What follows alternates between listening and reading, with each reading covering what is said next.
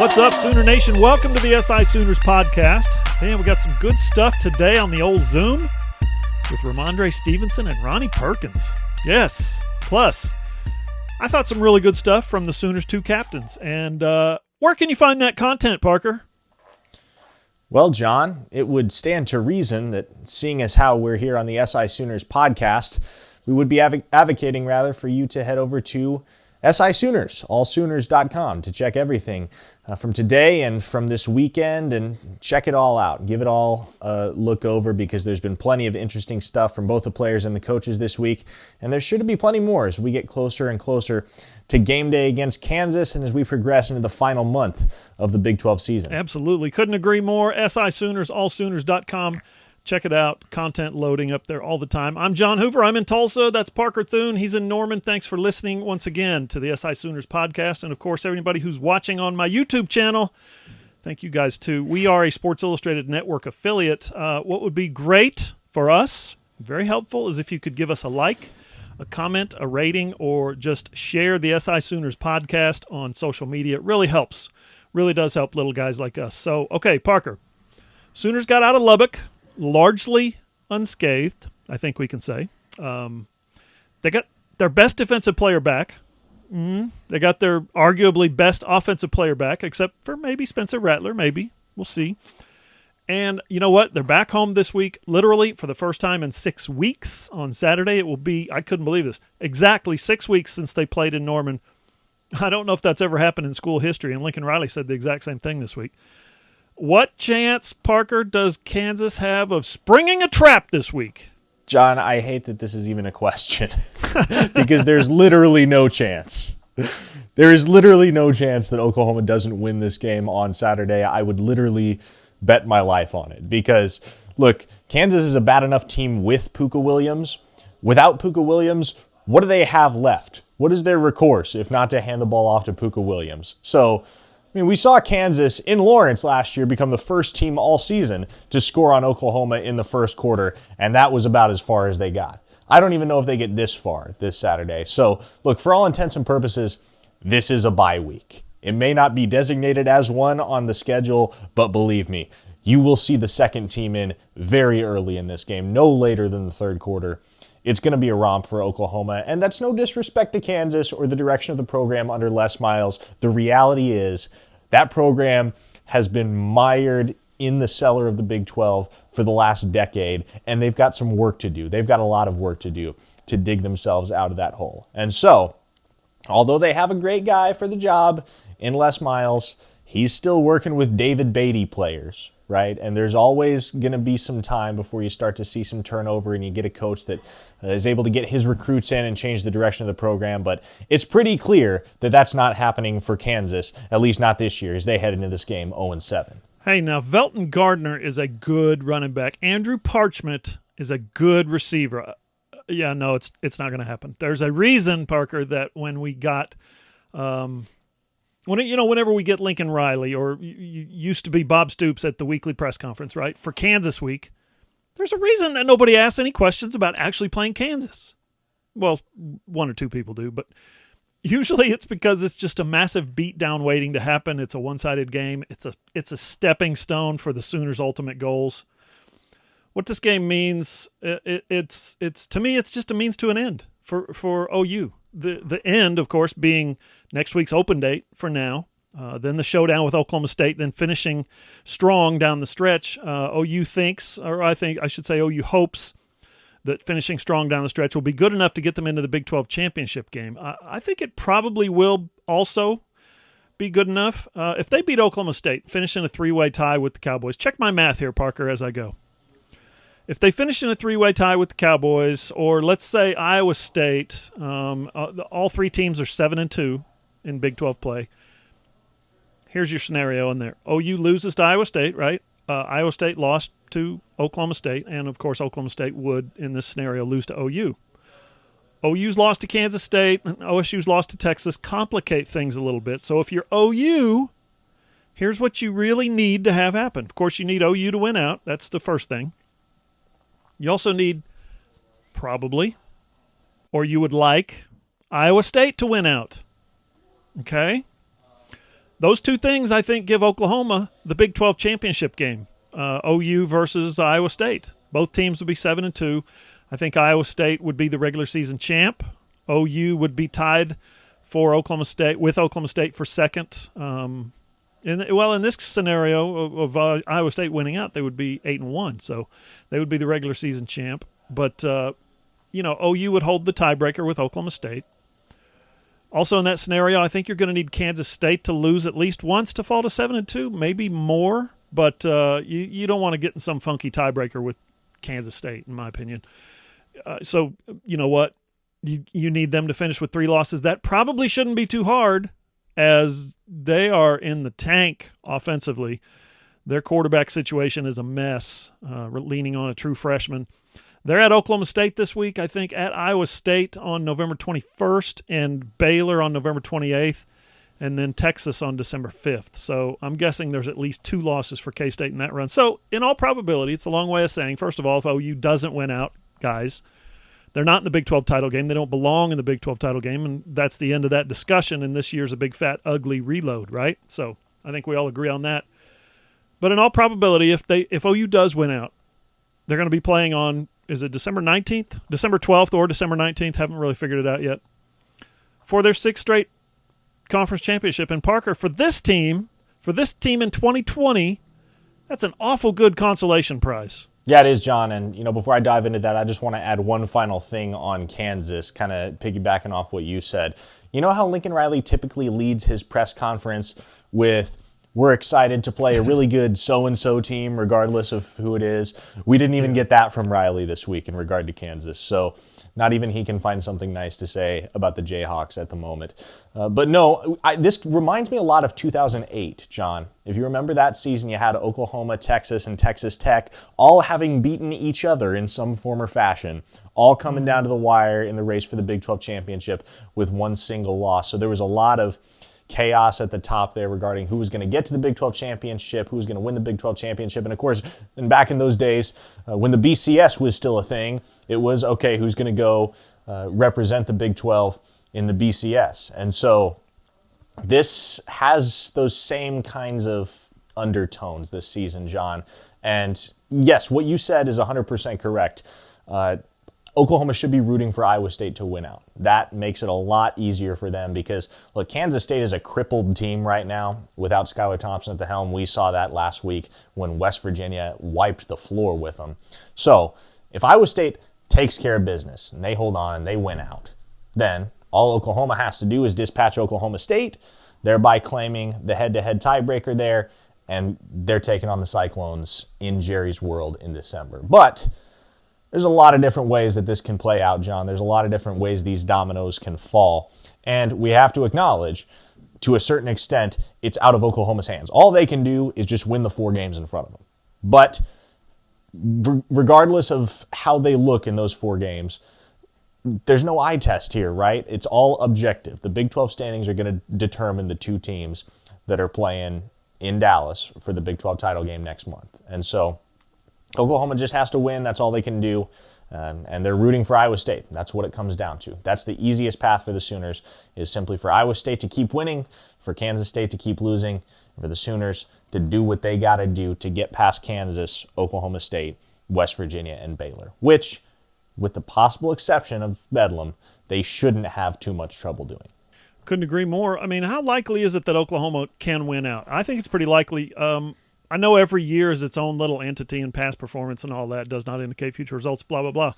But, man, I posted a tweet earlier this week, I don't know if you saw it, that Lincoln Riley, in his career at OU, both as offensive coordinator and as a head coach, has never lost to these guys. The finishing stretch of TCU, Texas Tech, Kansas, Oklahoma State, West Virginia, and Baylor. Against those 6 teams, he's 32-0 since he's been at OU. He's 20-0 as a head coach. Frankly, I like his odds of going to 36-0 and getting back to the title game. Speaking of 36, Oklahoma is a 37-point favorite against the Jayhawks this week. I don't think that's anywhere near enough points. Not anywhere close. Up next on the SI Sooners podcast, okay, fine. We'll talk about Kansas a little. Hey, are you a business owner looking to get your product out there to the masses? Let's say you run a hotel in Norman or a car dealership in Oklahoma City or a restaurant in Edmond, or maybe you're a small online business who creates and sells OU merchandise and you just want Sooner Nation to come sample your wares. Well, then consider advertising in this space right here on the SI Sooners podcast. SI Sooners reaches thousands of readers, viewers, and listeners literally every day, and the SI Sooners podcast is the ideal place to find your next customer. To advertise, send an email to allsoonersi@gmail.com or DM us on Twitter at all_Sooners.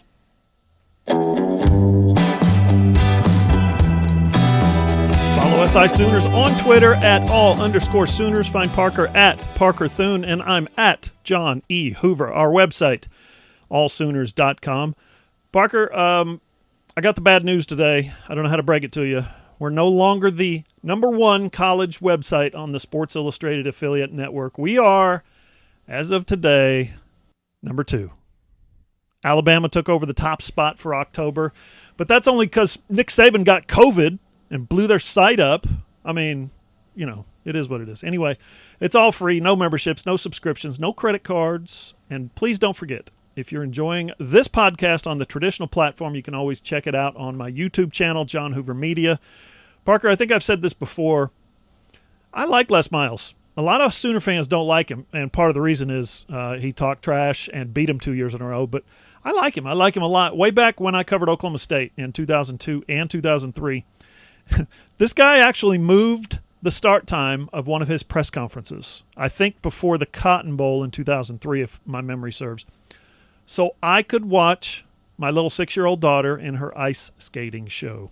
I mean, what head coach does that for a beat writer? It's unprecedented, certainly in the last 20 or 30 years. And then here's the thing on that. Here's the big kicker. When we had the presser, like a week later, 10 days later, whatever it was, you know what he did? He stopped somebody in mid-question and goes, Hey, Hoof, how was your daughter's ice skating show? I was just like, hey, man, that was like 10 days ago we did that. Guy's unbelievable. Another time, I think it was 2003, they're waiting for him at Big 12 Media Day, right? The newspaper room, you know, the big room. He's coming in from like a TV session or something, and he's kind of strolling up the middle of the aisle there, and he's going to the seat at the front of the room, and he looks at me, and he stops at the front row, and he sees me, and he goes, Hey, Hoof, how was your vacation, man? Where'd you take your family this year? It's like, they're waiting on you. The whole room is waiting on you, but you're stopping and looking at my vacation photos. So here's the thing with Les. He did stuff like that all the time. He really, to me, just showed that he cared about you as a person and you know, like anything. I had to write plenty of tough stories about him and his program, but the guy always treated me like a human being, not just the newspaper hack that I was. So I was kind of sad to see Les get fired at LSU, and while I'm glad that he's back in the Big 12, I was also kind of sad to see him take the Kansas job because, Parker, that thing's just a forlorn pit of despair. I mean, Lincoln Riley got a question yesterday at his press conference about how would he fix Kansas? And, of course, he didn't touch it with a 10-foot pole. But, Parker, I ask you, in the Jayhawks' current state, how would you fix that program? Well, you got to start with recruiting, John. That's where it all starts. And you have to realize, yes, Kansas as a program is really, really bad, but it also hasn't been that long since they had some success, right? They won the Orange Bowl back in 2007. They've won a New Year's Six Bowl more recently than Notre Dame. Think about that. And so, yes, while this program is in a really sorry state, it's by no means irredeemable. I don't think any program across the country in the Power 5 is, with the possible exception of Rutgers, who I don't feel like has ever really wanted to be a Power 5 team because they know that they can't compete at that level. But regardless, as long as Kansas is in the Big 12, they're going to have decent recruiting sway, John. And I know that maybe sounds nuts to the casual observer, but Kansas is going to get some players. They're going to start to get some players, especially with Les Miles at the helm. Now, I will say this last week, they did get a decommitment in their 2021 class from Keon Coleman, who was a guy that Oklahoma was after pretty hard, 4-star wideout out of Louisiana. He was Kansas's top recruit in years and years, and he was going to be a big player for them. He's going to play basketball as well in addition to football, but he decommits. He's once again on the market. So that's a big loss on the recruiting trail for Les Miles. But it's got a solid quarterback coming in next year in Ben Easters. And I think you're going to start to see the program turn around, John. And it's definitely not the kind of thing that's going to happen overnight, right? Especially with the way that this program has spiraled out of control over the last decade. And you're talking about massive attendance issues, and you're talking about big losses to group of 5, even FCS schools. Hey, they did beat Texas, though. We can still, if we want to roll the tape back to 2016, they beat Texas. And we'll keep going back to that. But no, Kansas is in a position with Les Miles at the helm where they're going to start to see incremental progress. And I am by no means asserting that in the next 3 to 5 years, you're going to see them contending for a Big 12 title.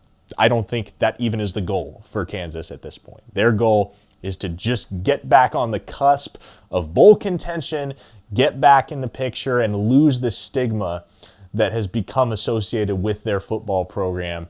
It's the one that everybody really looks down on. And they don't have the worst program in the country. I don't think they even have the worst program in the Power 5. But they take a lot of flack for how bad that program has been. And I think there are plenty of kids out there, John, and this is one thing that Keon Coleman expressed to me when he committed initially. There are plenty of kids out there that are going to want to go to Kansas and change the narrative. I don't think that's an uncommon sentiment. And so, that's why I say it wouldn't shock me if in the next 3-4 years you start to see Kansas win 4, 5, 6, maybe 7 games out of a regular season. As long as Les Miles is there at the helm, and the pull that he has as a coach that has won a national championship, that has coached some pretty big games at big programs, as long as he's there, Kansas is on the right track. And it's going to be slow, but you're going to see progress. Yeah, and Jeff Long, he's from the Joe Castiglione athletic director tree, so I think he's learned from the best. Doesn't mean he's going to put a winner on the football field, of course, but I think he's trying. Last time I looked, Les Miles is still the only coach in the Big 12 who's won a national championship. So, yeah, Jeff Long is trying. If Les Miles can't do it, and not just can't do it, Parker, but they stink. They're as bad as they've ever been. This is tough for them. They're in a tough spot. They're winless on the season. Their best player, as you mentioned, opted out. Their other best player last year, who's actually, I think, maybe better, Khalil Herbert, hit the transfer portal last year. He's 4th in the nation in rushing yards right now for Virginia Tech. The quarterback position has just been a graveyard for average quarterbacks to really never be heard from again. Their defense has probably over the last 5 years, if you think about it, it's been their bright spot. They produce some players. They produce some tackle leaders. They produce some big pass rush DNs and some cornerbacks. But get this, they are currently 101st out of 103 teams in the nation in scoring defense, 79th in total defense, 90th in rush defense, 55th in pass defense. Offensively, they're 98th in total yards, 82nd in rushing, 92nd in passing, and 100th in pass efficiency, and then 96th in scoring. This is bad. They're 85th in turnover margin, 99th in third down defense. 99th in third down offense, 84th in third down defense, 82nd in red zone offense, 94th in red zone defense. Hell, they can't even do special teams right, Parker. They are 98th in punting, 101st in punt returns. Oh, wait, they're 22nd in the nation in kickoff returns, 23.3 yards per return. I finally found something Kansas doesn't suck at. Now, listen, I get it. I agree with what you said. Les is in a massive rebuild. They have 67 underclassmen on the roster. They've got 37 of those are true freshmen, which is just mind-blowing. That's the most in the Big 12, and I think it's like top 5 in the country. Now, of those 37, 22 of those guys, true freshmen, have played this year. So, yeah, ouch. The quarterback depth chart for this week's game is as follows. Jalen Daniels, who's a true freshman and apparently the future of the program if he stays healthy. Or Miles Kendrick, who's a junior. Or Thomas McVitie, who's a senior and was supposed to be the guy this year, but he's only played in one game because he got hurt in the opener against Coastal Carolina. So, man, it is a mess.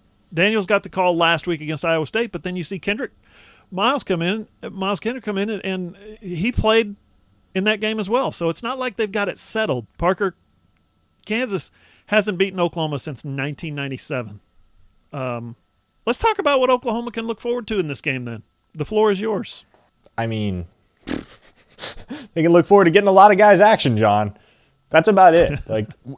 Like we were just saying, there's really no chance that Kansas competes with Oklahoma on even the most basic fundamental level on Saturday. Their program just isn't in the position to do so. Oklahoma right now is the team in the Big 12 that nobody wants to play. Let's call it like it is. They're playing better than anybody in the conference right now. Kansas is 0-7. Kansas hasn't won a game this season. They lost to Coastal Carolina in their opener. And granted, Coastal Carolina turned out to be a pretty decent football team. They're number 15 in the nation right now. But still, that's Coastal Carolina. That's not a program that you, as a Big 12 institution, should lose to. And so that's just kind of indicative of where the program is at right now under Les Miles. Massive rebuild, like you said. And so Oklahoma should take this opportunity on Saturday to essentially do what they did against Missouri State, right? Get a lot of guys some snaps, because I think one of the biggest things, one of the biggest benefits to being able to rotate as much as they did, especially with the younger guys against Missouri State, was you saw Marvin Mims emerge. I'm not convinced that Marvin Mims eventually takes on as big of a role in the Oklahoma offense as he has if he doesn't have a standout performance in that Missouri State game. And so maybe you find another diamond in the rough on Saturday. Maybe you get another true freshman, another young guy, come up with a really big performance against Kansas. And I know it's Kansas, right? But that's what we said about Missouri State when Marvin Mims went off, right? We said, oh, it's his first collegiate game, but it's also Missouri State. Well, as it would turn out, Marvin Mims may very well be the best true freshman in the country. So it wouldn't shock me if even before halftime, Lincoln Riley is starting to get his younger guys some looks, and especially here in 2020, where everybody is just kind of trying to figure things out as far as the future of their program and the direction of their depth chart heading into 2021. It's going to benefit the Sooners a lot to get a bunch of different guys some looks on Saturday. And one guy I would say that I'm really excited to see if and when we do see him on Saturday is Chandler Morris, because he only got one drive against Texas Tech, but he flashed some pretty decent potential against Missouri State in that opener, and it could be a glimpse of what's to come, maybe not at Oklahoma, but maybe at another program somewhere along the line for Chandler Morris, because let's be honest, he doesn't really have a clear path to start at Oklahoma. But hey, he's a pretty talented quarterback, and Oklahoma has a lot of guys buried on that depth chart that are pretty talented players in their own right. They're just stuck behind really, really talented players, the likes of Ronnie Perkins and Charleston Rambo and Ramondre Stevenson and Creed Humphrey and the like. Yeah, I wrote the story this week, and I asked Lincoln Riley the question, and he actually said, good point. The way elite teams stay at the top is by blowing people out and getting backups, and especially true freshmen, redshirt freshmen, young players, in the game.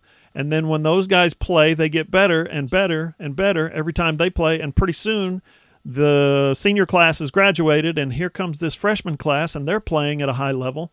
It just perpetuates itself. So that's one way elite programs stay good, is by developing that depth at the bottom of the depth chart, getting those guys in the games and getting them on the field, getting them in real action. So I think that's one way that they stay on top. Another way is recruiting, obviously. But I think the Sooners this week, I think they need to use this game to kind of recalibrate a little bit, if you don't understand what I'm saying, if I could speak.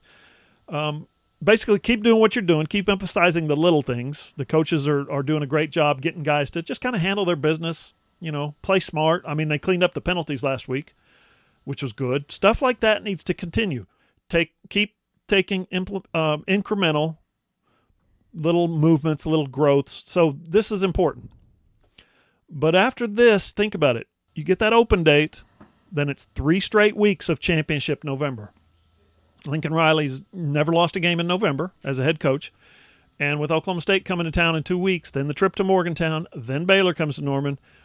And like we talked about earlier, you make that push for the Big 12 championship game and a cool game, a cool bowl game after that. Up next on the SI Sooners podcast, it's the mailbag. Hey there, loyal listeners. Parker Thune here with SI Sooners. Are you a business owner looking to get your product out there to the masses? Let's say you run a hotel in Norman, or a car dealership in Oklahoma City, or a restaurant in Edmond. Or maybe you're just a small online business who creates and sells OU merchandise, and you want Sooner Nation to come sample your wares.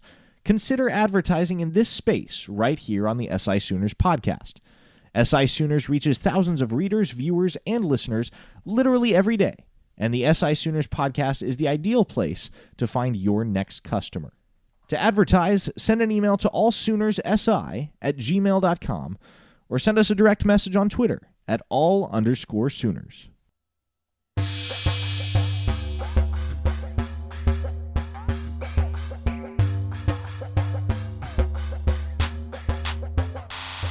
Final segment of the SI Sooners podcast. Parker, before we get to the mailbag, I think we're now, if my little calendar is correct, we're now about 5 weeks away from National Signing Day. Other than Caleb Williams putting together his furniture in his new Norman residence, what's going on there in the recruiting world for Oklahoma? There's still a handful of big names out there who are officially not committed. What's the latest? Yeah, John, well, I'll tell you what, first things first, I wouldn't count on National Signing Day being in December, as it conventionally is, simply because there are no in-person visits for this 2021 class until January 1st, so I wouldn't be surprised if they give them some more time after that January 1st date to get some visits in before they have to sign their letter of intent. So it would not shock me at all if National Signing Day got moved. Now, we talked about Billy Bowman on Wednesday, John, but I'll go back to it. That's a huge ad for Oklahoma. Huge, because if you look at the metrics, if you look at where Oklahoma ranks among the top recruiting classes in the nation, that was one of the biggest pieces out there, John. He was one of the biggest uncommitted prospects in this class. And he's the 5th member of our SI 99, the top 99 overall recruits in the country, to commit to Oklahoma. He joins Caleb Williams, Mario Williams, Latrell McCutcheon, and, oh gosh, I'm blanking on the 4th, John. Who's Cody. the 4th? Cody Jackson. There you go. Thank you for saving me on that. But, so yeah, you got 5 members of the SI 99 coming to Norman, and there may be more on the way. I think the odds for the Sooners right now are pretty good with Bryce Foster. Haven't ruled out Tristan Lee. It doesn't look as likely as it did a couple months ago, but I wouldn't rule that one out. Kamar Wheaton's still up in the air. Savion Bird's still up in the air. Emeka Egbuka, I really don't know where his head is at. But there's a really good chance that Oklahoma could close this recruiting cycle with a strong finishing kick, and I think that started this past Wednesday with Billy Bowman, John. We got to get to the mailbag, but I'm going to say Oklahoma needs a better bag man. Need somebody to come in here and finish those big-name recruits, those 5 stars, those SI 99s. No? You don't think so, Parker? Well, John, I tell you what, if we know anything from our publisher rankings earlier today, is that there's still an element of SEC bias out there. So maybe that's one area in which the SEC is still running laps around the rest of the country, is with the bagmen. Okay, mailbag time. Let's jump right in. Parker, I got a question from @the Kurdish Mamba. I don't know if this is should be qualified as a question, but it's in the mailbag, so we'll read it anyway. My man Parker Thune was wrong twice these past 2 weeks, LOL. Said OU was going to lose to TCU, and TTU game was going to be a lot closer than most people thought. Not a question, but had to point that out. Parker, I also said OU would not cover at Tech, but you kind of had to stick to your guns with TCU, didn't you? No, I really did. And, I'll own up to that. I thought TCU was a lot better team than it actually turned out that they were, at least on that Saturday when they welcomed Oklahoma to Fort Worth. TCU just didn't show up to play. And it is what it is. Some teams have duds from time to time. That was a dud for TCU. I think they're a better team than they indicated on that particular day. But you give credit to Oklahoma where credit is due, and they came out and took every opportunity to beat TCU and Texas Tech into submission, and they did that. So I was very pleased to see that from the Sooners. Yes, Kurdish Mamba, I will own that. I was wrong. It will inevitably happen again at some point along the line, but I have no shame in admitting it. Okay, John, your first question comes from Jason Moore. I like this question, John. I think there's a lot here. When is the last time OU has had this much talent on the defensive line? So my gut instinct, and I'm maybe overlooking some really good players over the last 10 years or so, but my gut instinct is to say 2009. Yeah, Gerald McCoy's, I think, redshirt sophomore year. That team also had Adrian Taylor playing defensive tackle. He played right alongside GK. They were like twin brothers, man, the way they could kind of read each other. That 2009 defense now, I have said that was Bob Stoops' best defense outside the 2000 to 2003, 2004 era. Those guys, get this, they had Austin English at defensive end. He was a senior. Jeremy Beal, Big 12 Player of the Year at defensive end. He was a junior. Frank Alexander at defensive end. He was a sophomore. Remember David King? How good he was in like 2010, 2009? He was a redshirt freshman on that team. R.J. Washington was a redshirt freshman. And guys like DeMarcus Granger, Jamarcus McFarland, Casey Walker, Stacy McGee, they could barely get on the field. That's how good they were up front that year. And I'm telling you, ever since that team, OU's been kind of extremely average at defensive line. They've had some guys, like I said, here and there, but they haven't had any real dudes. Not like that team. Parker, Jess asks, what percentage chance does Perkins and Redmond come back and play together next year? First of all, wow, what would that look like this year? But what percentage chance you think those guys come back in 2021? I'm going to put a 60% chance on it, Jess. I do think there's a good possibility that both come back. I think Redmond's coming back for sure, just because I think there's so much that is unproven with his injury history and his choice to opt out of the 2020 season. His draft stock is by no means set in stone, and so I don't think it makes much sense for him to jump to the NFL at the conclusion of this 2020 season. Perkins is the question mark because he's talented enough to do it. And I think this month is going to be really telling in that capacity, because if Perkins has a hugely productive month and all the NFL scouts start to take notice of what that man's doing and the havoc he's wreaking in Norman, Oklahoma, and he starts to get second round, even first round buzz, maybe you look at the 2021 draft and say, okay, it's Ronnie Perkins' time to jump. But again, I go back to the fact that there's so much that's going to be up in the air simply because of the pandemic and everything that we've seen over the last few months and how it's changed the landscape of the sporting world and how we're going to continue to feel the reverberations for months and years to come. And I don't know if it's enough of a certainty that Ronnie Perkins, in Ronnie Perkins' mind rather, to be able to confidently enter the 2021 draft and know that he's going to have an NFL home, that he's going to have an NFL contract that matches up to the expectations that would come with a first or a second round draft pick.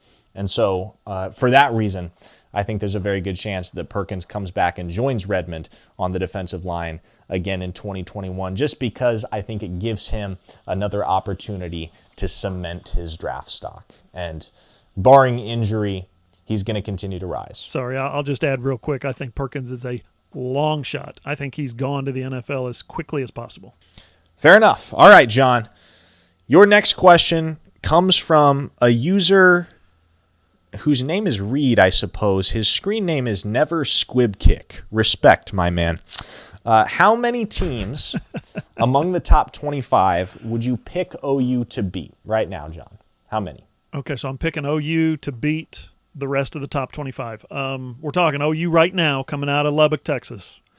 Not the OU team from 3 weeks ago in Dallas or the one that lost to Iowa State. Listen, they're just playing like a different team. So we have to say right now, the team playing right now. Let's start at the top. Clemson? No. Alabama? No. Ohio State? No. Notre Dame? I don't know that I would pick them to beat Notre Dame. I'm not saying they couldn't. We've seen some really average stuff out of the Irish this year, so maybe they could beat Notre Dame, probably.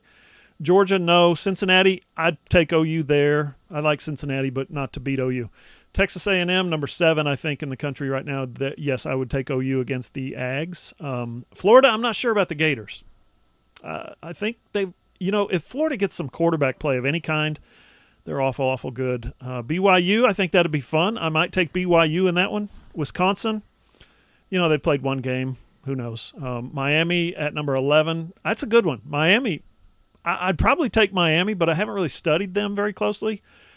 I'm not counting Oregon at number 12. I don't think they've played it. They haven't played a game yet. Indiana, please. Oklahoma State, after last week, I'm taking OU in that one, but we'll find that out in 2 weeks. Coastal Carolina.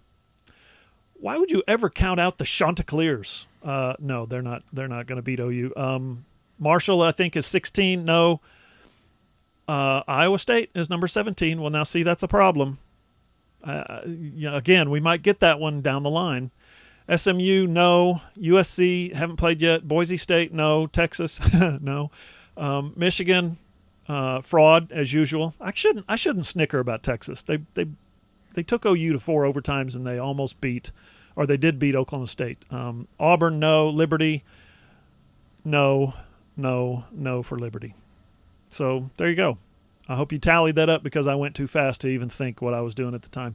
Parker, Andy C. Wright on Twitter asks, why would Lincoln not give Ramondre Stevenson at least 2 carries from the 10-yard line instead of settling for a field goal? It's a legit question. And then kind of a two-parter. Why do OU captains not wear a C on their jerseys?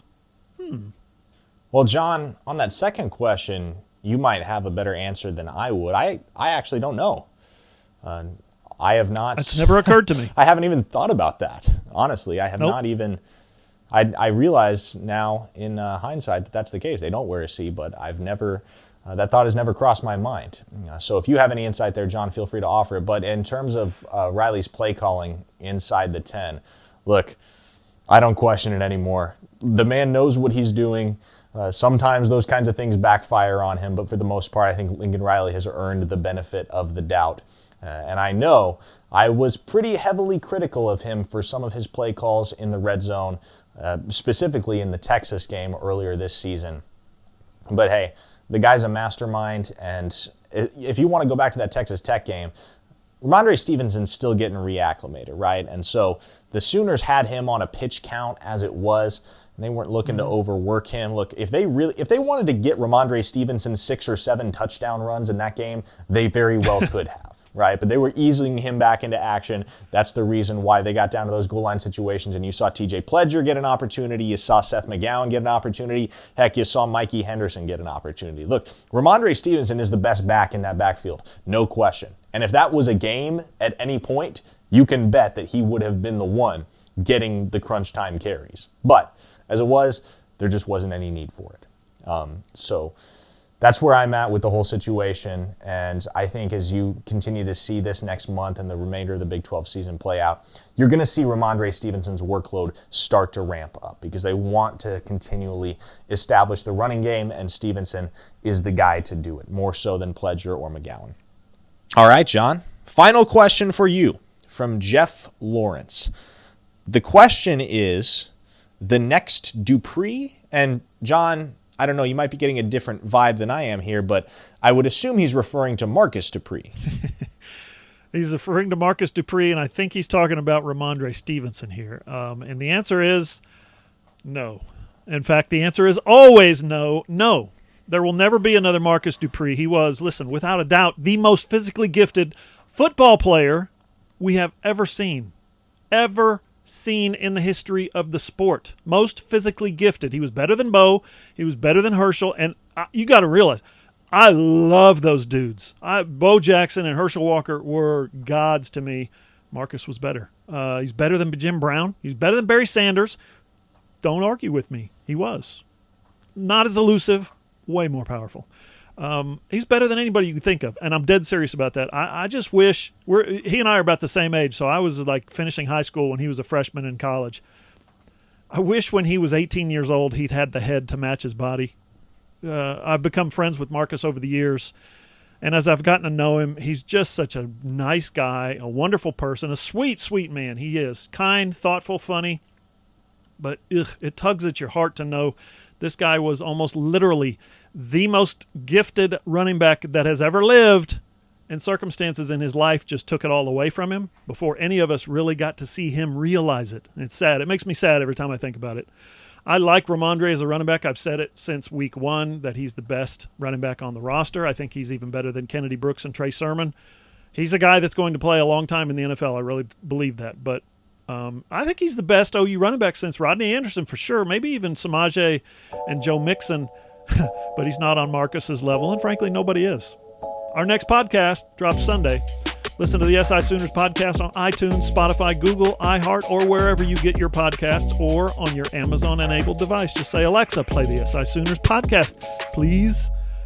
Or go to allsooners.com, click on the player, and listen on your phone, your tablet, your computer, and you can always watch the video version over on my YouTube channel, John Hoover Media. For Parker Thune, I'm John Hoover. See you guys.